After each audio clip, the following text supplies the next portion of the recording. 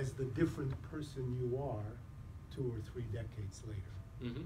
And so just blow up, people stop writing when they're 30 because they continue living and they may be a very different person, but it's a person who wrote that and still remembers it, but now might experience it in a completely different way. No, of course, it is a very false idea to think that you have to stop writing poems if you are 30 and older. But it was somehow it was my joke, but then it becomes some reality. After I finished India, I really lost my connection to poems and to poetry, because I think you always can somehow organize and somehow plan the prose writing, but you cannot do it for poetry. And you just have to wait, you just have to be ready. The poetry comes again, comes back to you, and then you have to be ready to just to register the poetry. And so it wasn't some artificial, some rational decision, no, I'm 30, I stop writing poems. But yes, in a way, it was just like a revenge of the poetry on me after because of my jokes about it. And this next period was, of course, essentially different. I had some idea to go into mystification at the beginning of this project. I had some idea to just to represent some new name, some fictional young poet. I should be just kind of impresario, his impresario or agent of a very new young poet. But yes, I discovered myself, so I had to do it openly. I had to publish it with my name, and yes, but I don't know which kind of poetry I can write tomorrow, or maybe today or tonight, because it can be back each minute, each second. I hope that my radars are open and I'm ready. I hope that I'm ready. But yes, there is of course some contradiction to the former, the earlier period of my poetry. Maybe one more question, if there is one. Please. So, since we're in part fixated on this 30, one thing I've been thinking about is that period, sort of, if I'm still doing my math right, is right from about 90 to sometime in 2000, right, when there was a lot of change in Ukraine, right? So, did that at all coincide with it, or what did you do? I mean, I guess you did do other things, but did that somehow play into it? Yes, it was a time I started my project connected to translation.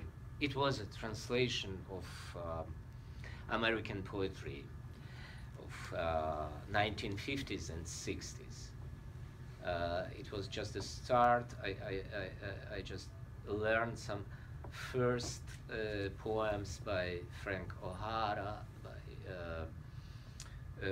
John Ashbery, and of course I knew some works by Allen Ginsberg, but I decided I can do some broader anthology for a Ukrainian reader, and I will be I will be actually myself. So I mean more an original poet as as a translator, and so actually this period in USA was devoted to the work on that anthology, which has been published in Ukraine 2006 under the title День смерті пані День. It is quite a free interpretation of Frank O'Hara's Day Lady Died. So I was just more fascinated by the phonetics, and День смерті пані День sounds somehow like a title of criminal novel, rather some poetical anthology. And it was like a constant dialogue between me and the texts I have translated at that time. So quite many of the poems of this collection were inspired by, let's say, by beatniks. But of course, I had this understanding. This is the old American poet. This is a classics at all. So if I just do it in the way they did, it will be just some Ukrainian, late Ukrainian version of what they did. So I tried to be in dialogue, to be in confrontation, to reach some other qualities. Do you have a question? Yes. Okay, that would be the last one. If I'm Please, within go ahead. the topic. I was just wondering if you have advice on how did you learn, you've done a lot of work and reading to understand and to feel the American poetry, being not native English speaker. Mm-hmm. I feel that it is difficult at Mm-hmm. times Mm-hmm. to really, this beautiful, Yeah. I understood Shakespeare much better if I could read it in your translation versus reading in English or, in others. Do you have a secret? Do you have an approach how to learn to? I don't have. Okay, maybe I have some secret, but secret must be a secret. Oh, come I'm not on. going to share it. Okay. No, but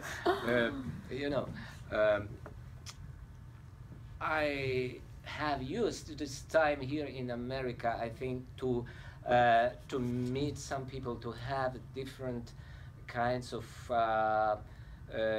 consultings, and the poets, the people who can understand each tiniest detail of what, for example, Ginsberg means in that line of Howl.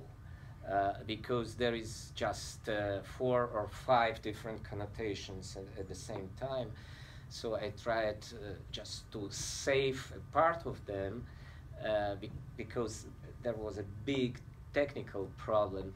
The English words are usually shorter than the Ukrainian words are. And so I had to find, to save the part of meanings, and then I had to do my best for the best Ukrainian sounding of it.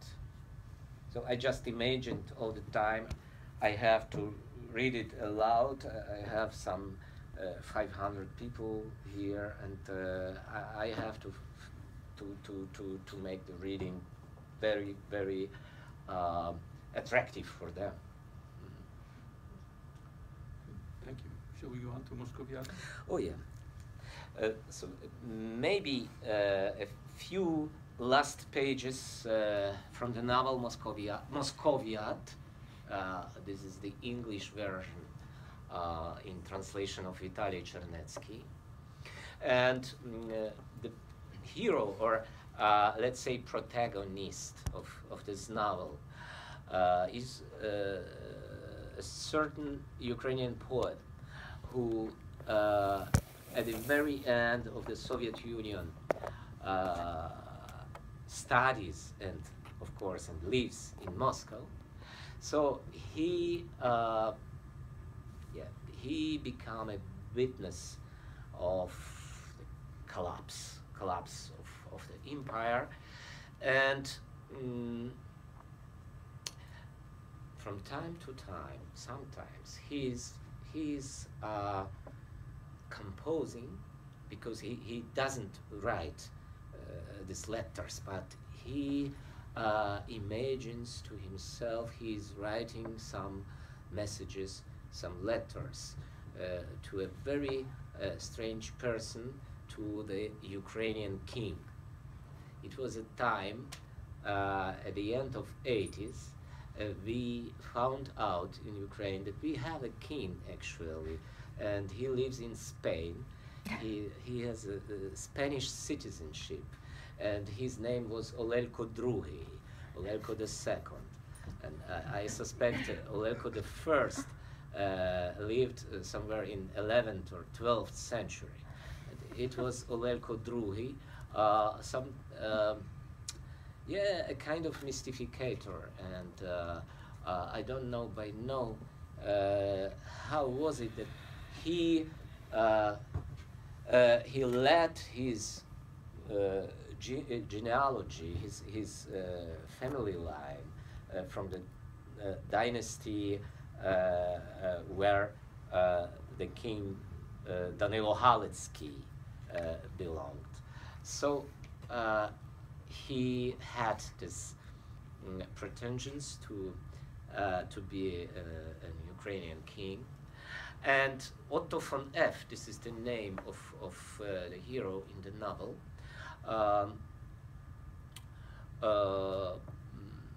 considered him, of course, quite ironically. But in the same time, he formulates some serious things about Ukrainian future, about Ukrainian past, about the role of the poet in Ukrainian society, and he addresses his messages to Olelko II, and this is his last message to Olelko. Площа Київського вокзалу, ваша королівська милосте, була затоплена. Цілоденний дощ, який не вщухав ні на хвилину, спричинився до великого виверження вод. Ущент забиті піском, попелом, трояндами, паперами, голубиним пір'ям, масками, мертвими щурами та іншим непотребом каналізаційні стоки не приймали вже нічого. Всесвітній потоп робився дедалі очевиднішим. Москва переставала існувати. Видершися з метро, я опинився майже по пояс у чорних дощових водах. Тримаючись на поверхні лише завдяки волі і своїй торбезі, я сяк-так догріб до перонів. Бо я пам'ятаю про існування 41-го поїзда. Він вирушає з Москви близько 12-ї ночі. За кілька хвилин 12-та. Він вирушає з Москви, аби прибути до Києва. Усе, що зміг я запропонувати провідникові, це обважнілого напівживого сома, який невідомо звідки взявся у мене в торбі і невідомо, що в ній робив. Здається, мені подарували його на якомусь представницькому зібранні. Таким чином я отримав свою законну третю полицю. Але ви все одно не відаєте, що це таке, ваша величавосте.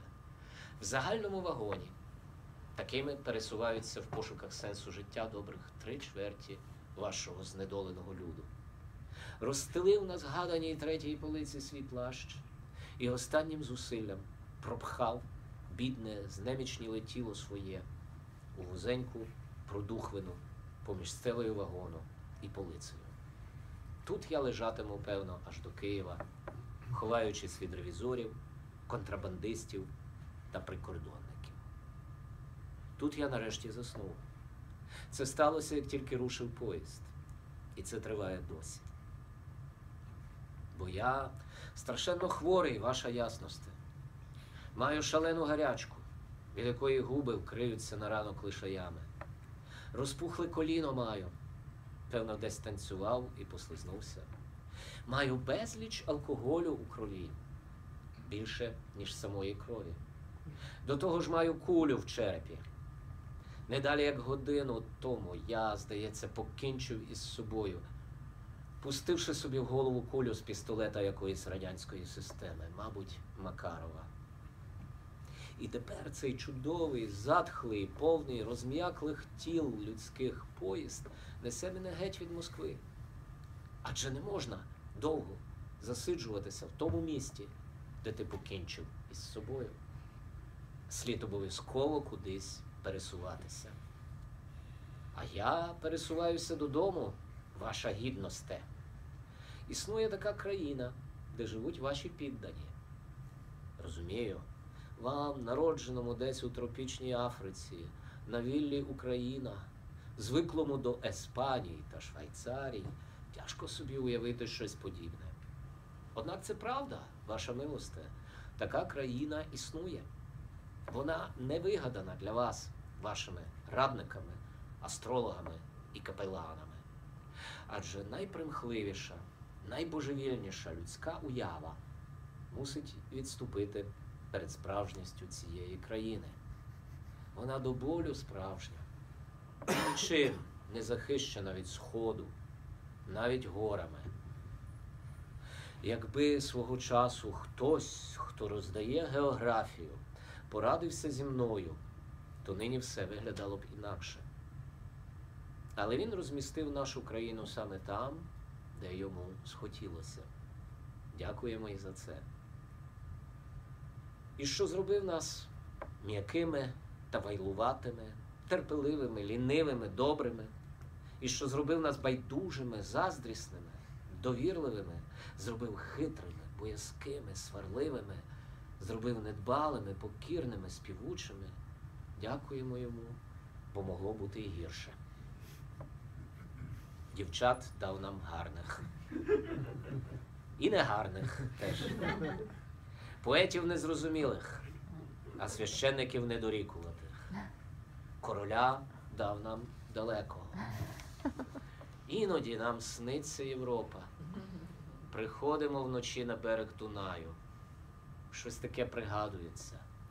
Теплі моря, мармурові брами, гарячі камені, видкі рослини півдня, самотні вежі. Але довго це не триває. Отакий він переважно є, ваш народ. Іншого, ваша милосте, не маємо, ні ви, ні я. Колись він і вас, і мене любитиме. А поки що їздить у жорстких московських вагонах. Або спить по вокзалах, тьмяний, сірий, повільний. І що з ним станеться далі? Не знаю. Проте дуже хотів би знати. Бо я сьогодні не втікаю, а повертаюся. Злий, порожній, до того ж із кулею в черепі. На дідька мене комусь треба, теж не знаю. Знаю лишень, що тепер майже всі ми такі. І залишається нам найпереконливіша з надій, заповідана славними предками. Якось то воно буде. Головне – дожити до завтра, дотягнути до станції Київ і не злетіти к бісовій матері з цієї полиці, на якій завершую свою невдалу довколосвітню подорож. Thank you. We still have some. Yes, of course. Дякую. Thank you very much. So, shall we talk about this, or do you want to read Yes, this one? Yes, let's talk about this, please. The Ukrainians are different now from how you described them later. Oh. It was written 1992, so this is 24 years after. Yeah, they are quite different. Some of them don't have any doubt. They are Europeans, and they belong to this legend with Danube and Southern European culture, but at the same time there is like refrain, like constant repetition with jakoś z toho no bude. And actually our personal life is a little bit too short to feel this historic changing very clear. So actually I catch myself all the time on some disappointing feeling. Nothing has changed. And each my line written in this despair or in this with this bitter irony remains topical by now. But at the same time, sometimes there is a moment I think, wow, are they Ukrainians here? No, they changed. They changed a lot. Unfortunately, it is always connected to some extreme. It is always Maidan. And then I can't recognize Ukrainians in a very positive meaning.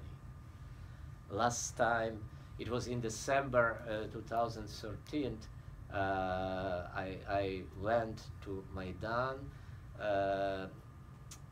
beginning the protests, and I note that people are functioning. They do something in a very, very clever, pragmatic, and very well organized way.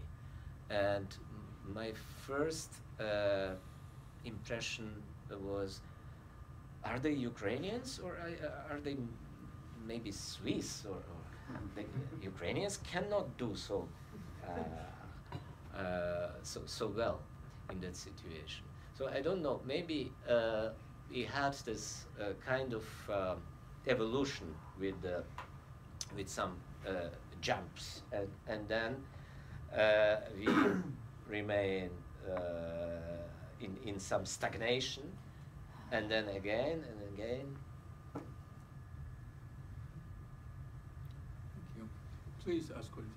If I may just build on that and turn that around a little bit, since I see you as one of the foremost bridge builders between Ukraine and the West, how do you see Europe differently now that you've come to know it, and how has Europe itself changed since you first began to encounter it? Oh. Yes, in between there was a time Europe started thinking about itself very intensively. Europe constructed some super European project, which is European Union, and most productive time for Europe was at the beginning of 2000. So they were going into this direction of enlargement. Europe was back to Eastern Europe, so to speak, and it was a time of big European hope. But now we are witnessing more and more this huge wave of disappointment, first of all, and anxiety and fear. And of course, they are motivated. And this is a kind of good mirror is Ukrainian society. We can, in Ukraine, we can see how the things in Europe are going. considering the number by each sociological опитування, questioning. Survey. Yeah, we can consider how the numbers of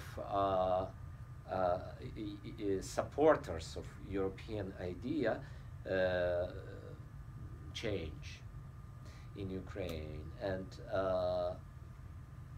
after the last terrorist attacks, it is quite problematic to do some pro-European advertising, pro-European ideology or way of thinking in Ukraine. But Europe is somehow in a very deep crisis, and paradoxically, the Central Eastern Europe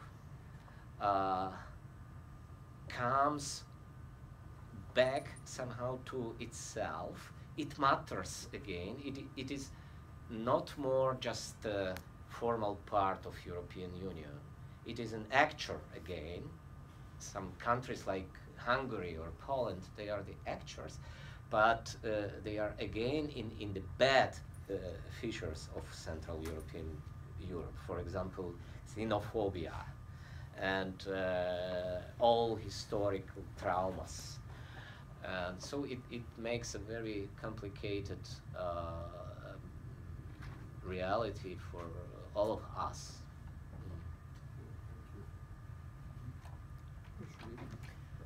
I feel when you're talking this book of out, this Moscoviad, that it is right in the line of Mykola Hohol. And it's extremely funny, and there's this ironic edge I don't see in any other Ukrainian writer. And I don't see it in any other book after this Moscoviad. Yeah, it is very nice to hear, but I cannot comment it. But probably I have not to agree with you, because I would say that there is maybe not a direct line of Hoholian tradition in that meaning, but there is still a very strong tendency to write, let's say, to write ironically prose, and to write sometimes quite cynically. In a younger generation, this is I would say this is a dominating tonality of the prose. Would you list some writers?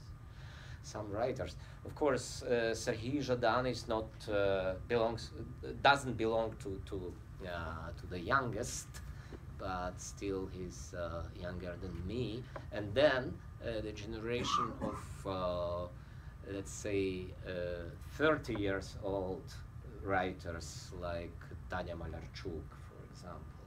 If you know her novel Biografia Wypadkowego Czuda, is a brilliant example of the sarcastic, ironical approach to the matter, to the story, actually. Or well, Irena Karpa, and the younger writer Andrei Lubka, who recently published his novel Karbit. So I could mention some dozen of quite important names and works here. But of course, you cannot say it is directly from Hohol. But I'm sure Hohol is one of the most important authors for all of that. Maybe one more question, and one? But I would propose we won't read the third part because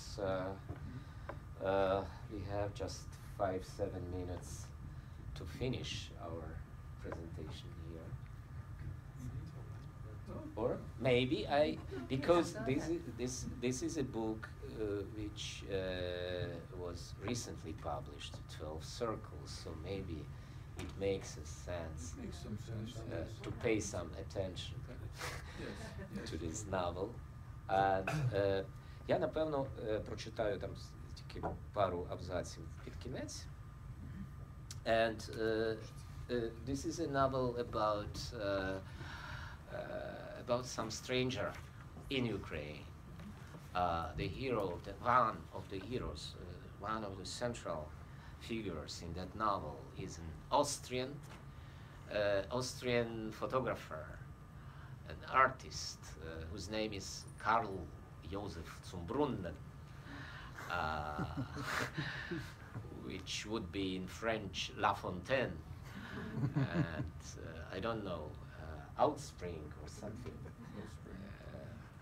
in English. And so he comes to Ukraine at the beginning of 90s, and he notes that he somehow falls in love with that country. First of all, because he opened something which is very important to him in the meaning of some roots of his family, and he discovers the places in Eastern Carpathians where his grandfather supposed to be a forester at the end of 18th century. And at the same time, he falls in love with his interpreter, with some Ukrainian woman whose name is Roma Voronezh. And Roma's husband is a third hero of the novel. This is a poet whose name is Artur Pepa.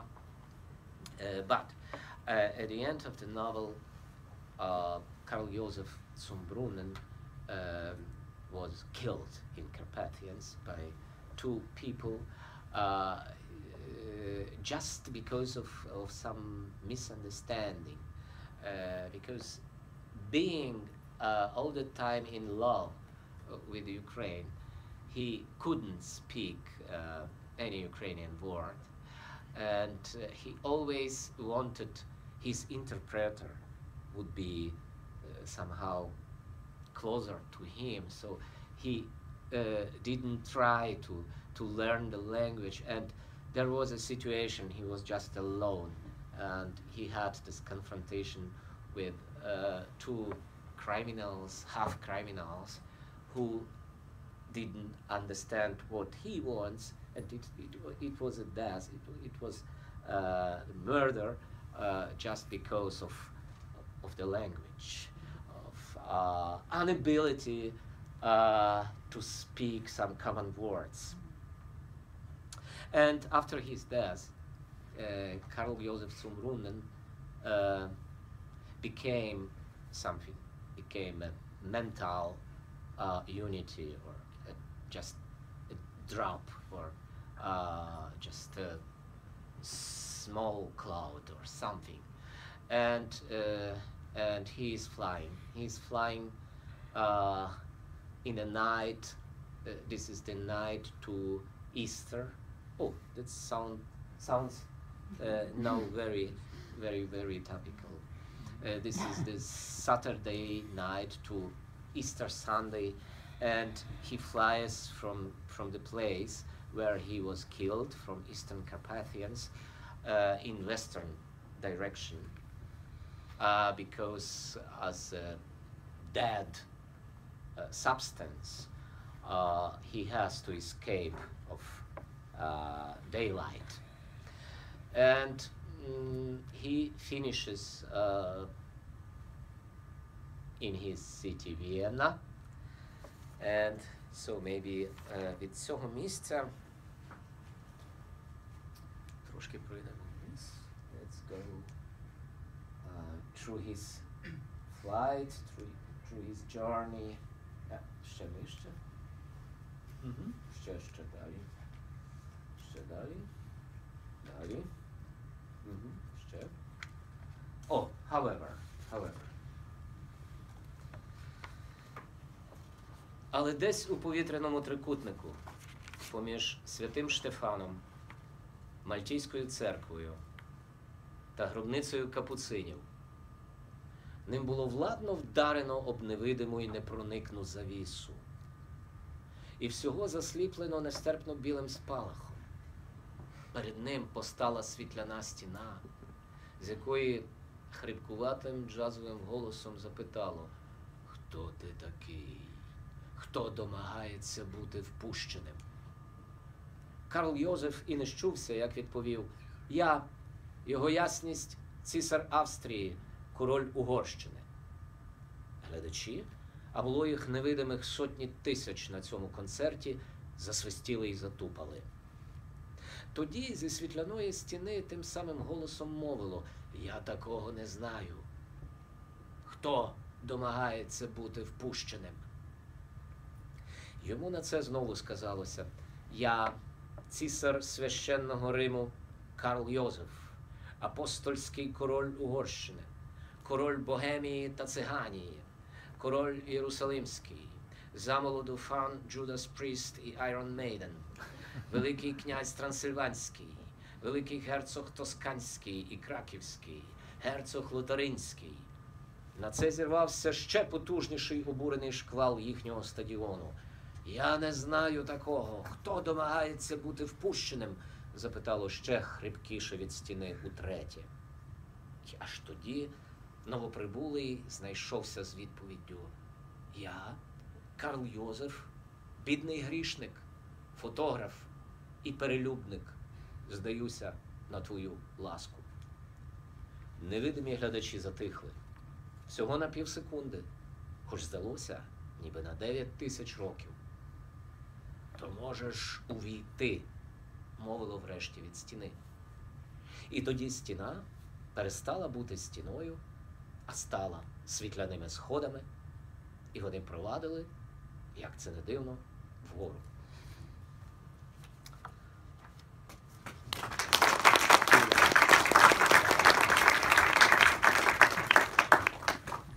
We actually don't have such a strict measure. We were planning to be here till 9. Of course, if need be, we can end sooner, but we still have a little time. So, please, more questions or comments if there are any.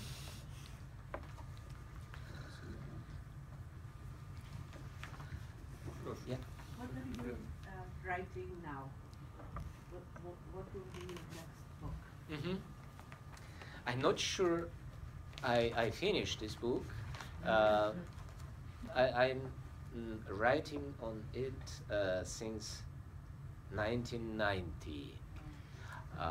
It is the year I have written the first chapter of this book. But I didn't know at that time, then it will be a bigger book. I just thought it is going to be a short story. And so it has to be a collection of such stories which are actually biographies of some people who are not really historical persons, the heroes of the history, but they appear somewhere on the margins of some documents and sources. And they come from different epochs. The earliest lived in 17th century, and the closest to us in the middle of 20th. But what unites all of them is that they are very known as the sinners, the biggest sinners you can imagine. and as the partly as the criminals, and all of them were somehow punished by the system of justice. So it's I don't know the final number of the stories in that book because it would be fine by 7, but it would be banal at the same way to have 7 sinners. It would be not bad to have 9 of them, but somehow the good number 2. And if you speak about 11, then I had a book already with 111 cities, and I don't want to repeat myself. But I have some friend who advised me to do 8½ stories. And it can be very fascinating thing to invent half of story. Yes. I have a quick question. Speaking of dates or of round figures, this year is the 25th anniversary of Ukrainian independence.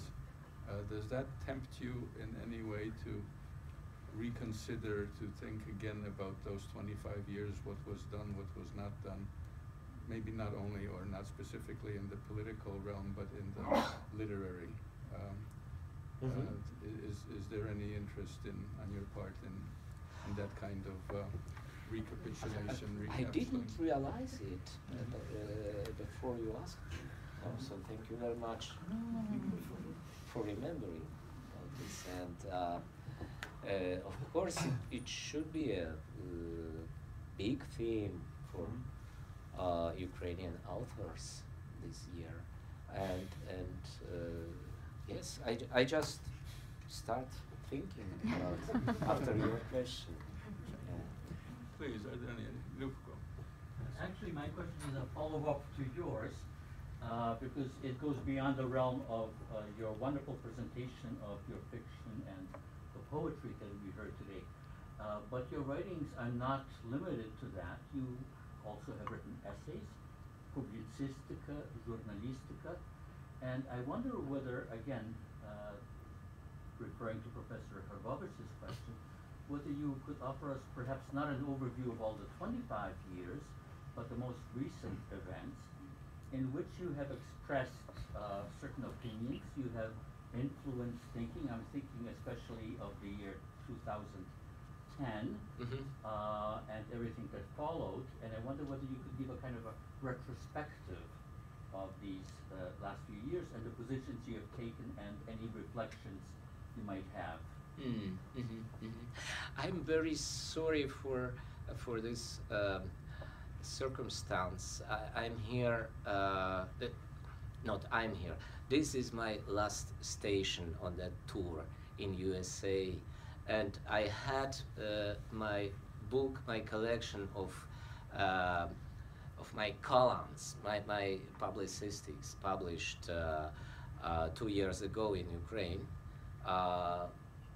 I used to write a weekly column for a certain internet magazine in Ukraine, and this book has a title "Тут похований Фантомас."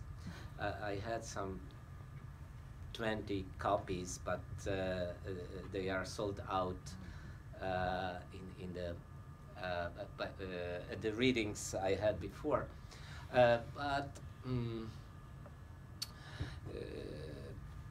This is a moment when probably my next book in English will be a collection of my essays and columns, and I hope to have this book this year in fall probably. But I may not say some details about it because there is no final decision about this publication. I just hope very much, but it will be a book entitled "My Final Territory," and there will be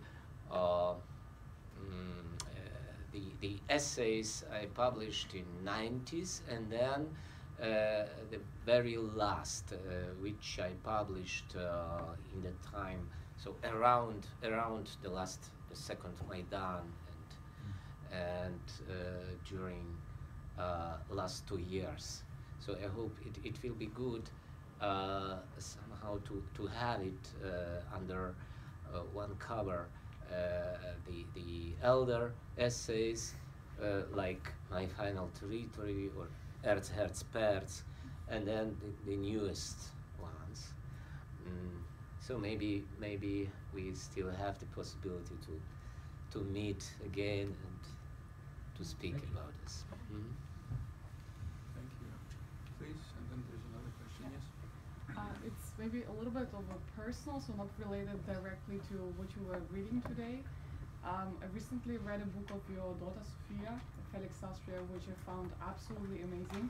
So I was wondering how you two interact with each other as authors, and do you guide her in any way? By the way, I didn't find any similarity in her style of writing, so she has a totally Maybe different... she is not my daughter.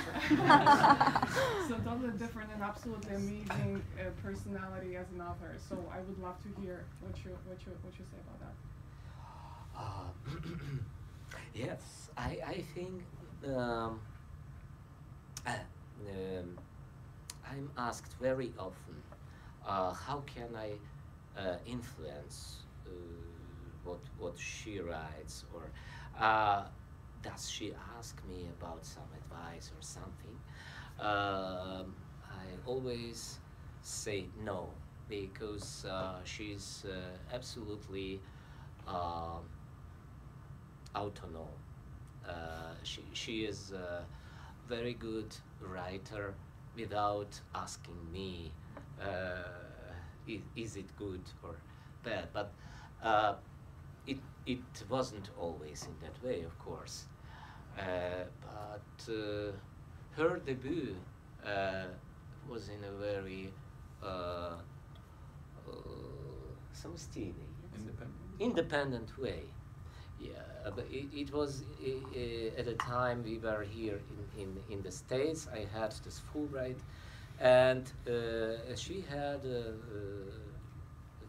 freedom here because she graduated from the school, and she went with us to the States, and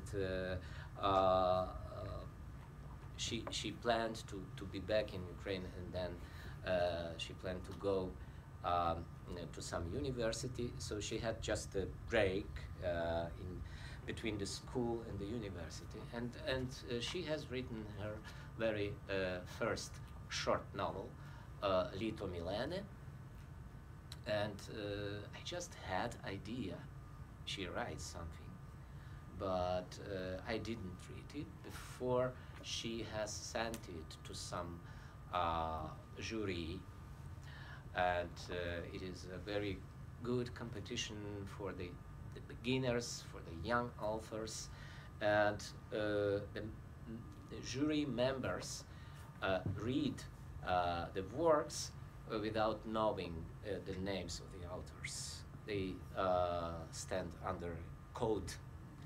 So she won the second prize in that competition, and the award was that they published the book of the winners.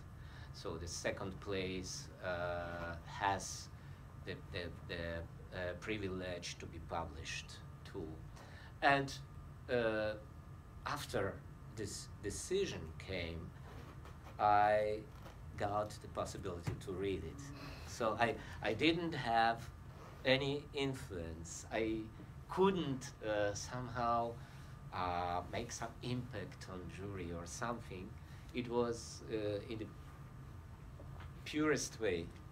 And I was very glad she reached already the good level of writing. Felix Austria is, let's say, is a work written by a very profound and professional, in the best meaning, author. and she worked a lot in Poland. She used very much, very well her stipend there. She discovered a lot of sources of the time she depicts, so that the newspapers, for example, because it is not a historic novel, but with a very active historical background there. So she just researched in the newspapers the things like advertising of the time or chronicles or something, and that's why the novel has this breath, and it has been recently published in German translation. I think it was the first publication in other country. This is a quite funny thing. This is an Austrian publishing house, and they didn't want to have the title Felix Austria. They changed the title, and I think it is somehow understandable if we imagine the situation. Some Austrian author has written a novel under the title Slava Ukraini, and we have to publish it in Ukraine. So we would change probably the title. But what they did is Papierjunge, paper boy. It's not quite good for a novel, maybe better for some poetry collection. Maybe it works, I don't know. Yes, please. I just have a small question that I cannot get out of my head about the hero of that last piece that you was reading. Why did he lie the first time? Why? He was asked. Why didn't he tell the truth the first time that they asked him who is here? Oh yeah. Uh-huh. So you noted there is 3 times he's tempted, or he is checked. He's checked, and it is allusion to some conservative monarchic right, which was in use in Austrian-Hungarian Empire. If some person from the dynasty died, there was a very special right how they brought the corpse to the church, and the last episode of this farewell with this corpse, and was in a kind of this question, and there was some actor who should answer on behalf of this dead person, and there always should be 3 times. So his first and second answers were always false, because they stressed the secular position of that person. They stressed that he or she was a monarch or a duke or archduke or princess or something, and the person who asked was something like spirit, or maybe the God himself. So for God, for this high spirit, the positions being duke or king is nothing. So it was always the answer, I don't know him. And the second time, I am that and that and emperor, and I'm Kaiser, and I don't know him. And then the third answer should be, I'm just a poor sinner who gives myself to your disposal. And it was correct answer. So, and this is just a parody of this episode, but I don't comment it usually. The people don't ask about this, so yes, I appreciate very much your question. Thanks, Because this is this is an episode which can be comprehensible just for the historians of Austrian-Hungarian monarchy and maybe for some Austrians. And one more. Okay, ask her, please. So, I remember sitting in a room a few blocks from here about more than 30 years ago, listening to, George, you must have been there, listening to Ivan Drac speak. And I remember asking Drac a question about what it was that he wanted for the next generation of writers, and he said he hoped that they would have more courage than his generation had. A very moving answer, I thought, very frank, and clearly that has been shown by your generation.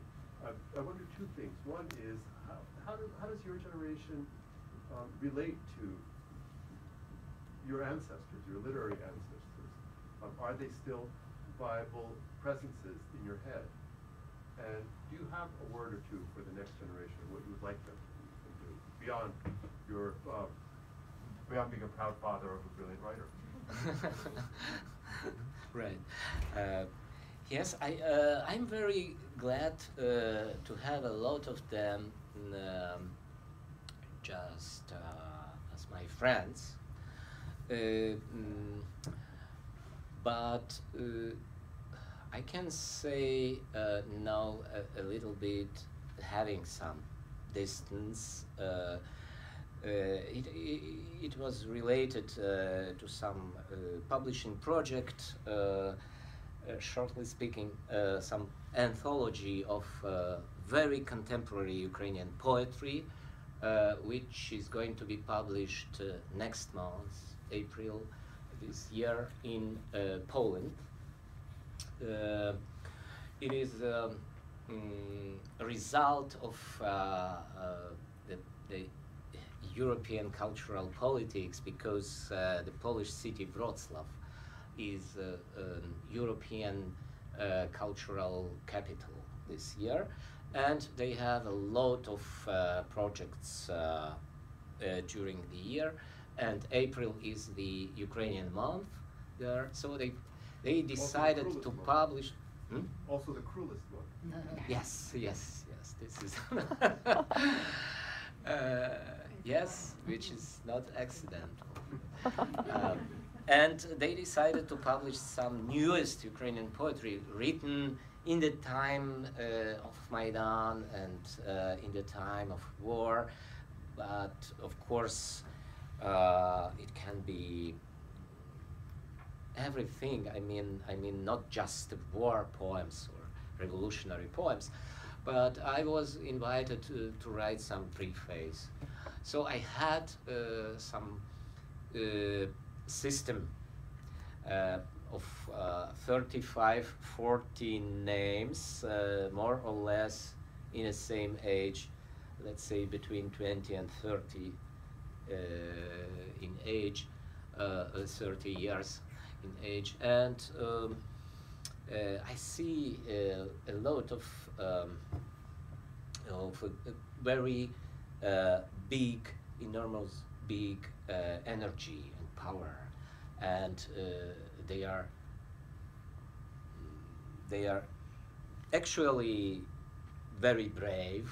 So what Ivan Drac wished is now maybe a real achievement of new Ukrainian poetry, but I would like some of them will be at the same time being so brave and direct, at the same time a little bit more attentive with a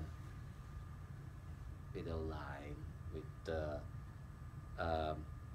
separate word or metaphor. But if we consider this age, it is very natural situation, and some of the poems would be great for each anthology, not just for some poetic anthology of younger poets. Great. Thank you. Well, I would like to thank our speaker very much for sharing his thoughts with us. Thank you all for coming. Thank you. Thank you.